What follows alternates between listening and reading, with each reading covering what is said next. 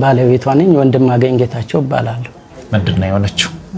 ከዚህ በፊት የልብ ችግር አጋጥሟት ነበር። ህንድ ሀገር ሄደን ጓደኞቼ ቤተሰቦቼ የምሰራበት ድርጅት ተባብረው ህንድ ወስጄ አሳከሚያት ነበር።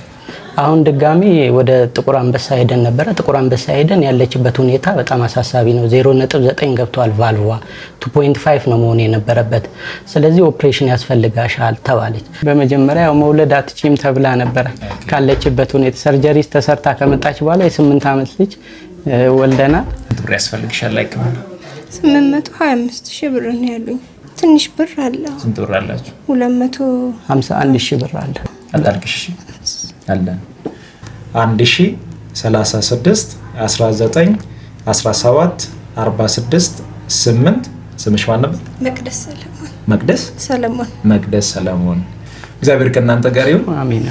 እኔ ደግሞ 50,000 ብር ትራንስፈር አደርጋለሁ። እሺ፣ አመሰግናለሁ። ይህንን ቪዲዮ ደግሞ ለሚያግዙ ሰዎች ሁላችሁም ሼር እና ኮፒ ሊንክ ሪፖስት በማድረግ እንድታደርሱ በአክብሮት እንጠይቃችኋለን።